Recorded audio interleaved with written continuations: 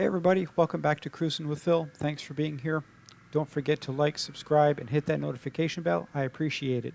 Today we're going to talk about 6 practice exercises for controlling your bike at slow speeds. Let's get going.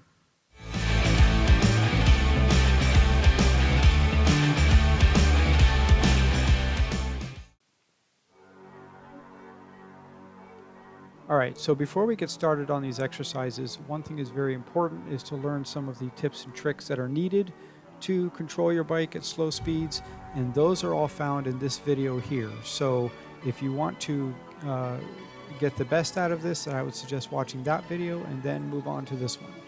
So let's get going with exercise number 1. In no particular order, number 1 is the emergency stop.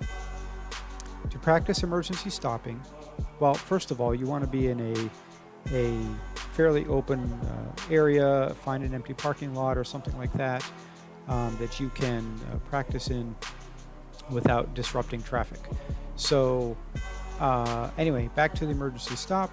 You want to get the bike up at a decent speed in a straight line, at least 10 or 15 miles an hour, maybe even getting to second gear, and then find a place like a parking line or parking spot line or something like that where you, as soon as you cross that line, you're going to hit the brakes and stop as quickly as possible.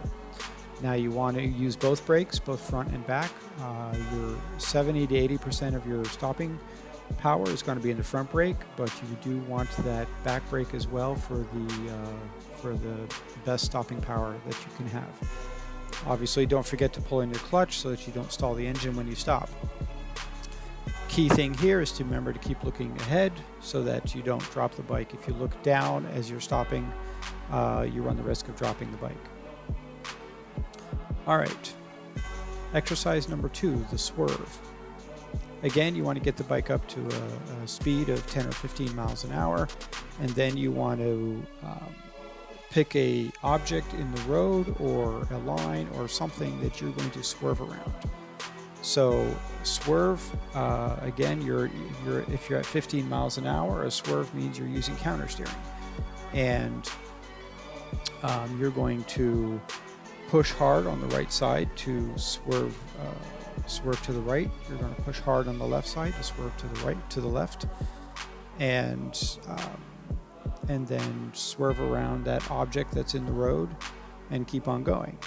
Another thing you can do with this exercise is a swerve followed by an emergency stop.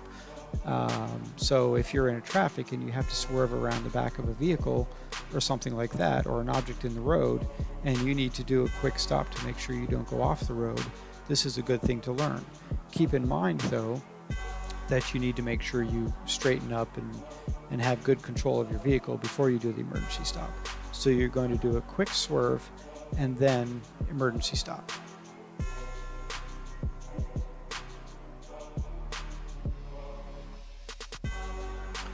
Exercise number 3, the weave. The weave is done at a bit of a slower speed. It does not involve counter steering. You want to set objects on the road in a straight line at about 12 feet apart, and then you're going to weave around them. First to the left and then to the right, so on and so forth. Key thing for this exercise that actually can make it a little bit challenging, but also help control the bike, is keeping your chin up. Make sure you're looking out at the front to the end of the weave, cones, whatever you're using, and keep your body straight as well, and allow the bike to weave underneath you as you keep looking forward and keeping your body straight. Temptation is to look down at the next cone in front of you, but then, if you do that, it can be easy to target fixate and then lose control of the bike or run over the cone or something. All right, exercise number 4, the U-turn. So I have found the easiest way to do this is using parking lines, because they're about the right width in terms of using 2 parking spaces to do a good tight U-turn. And remember, the key thing here is to be looking where you want the bike to go, be turning your head very sharply to look all the way around the corner at the exit area of the U-turn. Use the friction zone to keep your bike's speed under control, but make sure you're going at least 5 or 8 miles an hour. If you go too slowly, the bike will tip over. if you go too fast, you won't be able to turn as quickly.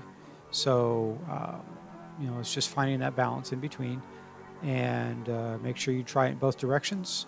And obviously the tendency will be to not turn as tightly and whatnot, and to be scared of tipping the bike over, but just keep practicing it.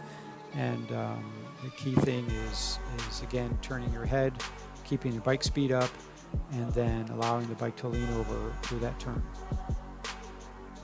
Exercise number 5, we're going to go from the U-turn to a full circle. Basically the same idea, just keep turning around, keep your head turned around where you're going, and then just let that bike turn around and lean it over and take that circle. And the last exercise is the figure 8. This is basically taking 2 full circles in opposite directions and putting them together. So it's really not that difficult. People can get kind of freaked out about it. But one thing that can help when you're doing the U-turn, the circle, the figure 8, while you're in the friction zone, you can put a little bit of pressure on the back brake. That can help stabilize the bike a little bit. You don't want to do that on the front brake at all, because as the wheel is turned and you put pressure on the front brake, that's going to nosedive the bike down into the ground. But putting a little bit of pressure on the back brake can actually help give the bike a little bit more gas than you would while you're in the friction zone. Put a little bit of pressure on the back brake, and it can actually help stabilize the bike and make it easier to make those tight corners. In this exercise, I did not do any pressure on the back brake. I'm just letting the bike go, and my turns are a little bit wide in terms of as far as that goes. The Indian Scout does not have a great turn angle as far as a lean angle. It tends to scrape the pegs pretty easily, but still able to make that for the most part, make that figure 8 in a 2x2 parking lane. 2 lanes for one circle, 2 lanes for the other circle. And that's kind of the guideline as far as being able to do that figure 8. So that's it, folks. 6 practice exercises that I still do as a beginning rider, and that I think are important for us all to keep polished up on, to keep our skills going, and to make sure we are able to keep in control of our motorbikes at slow speeds and on the street. Hope this helps. If you'd like to know more about my bike and all the different things that I love and some things I don't love about the Indian Scout, here's a video that talks all about that. Have a great day. Talk to you later.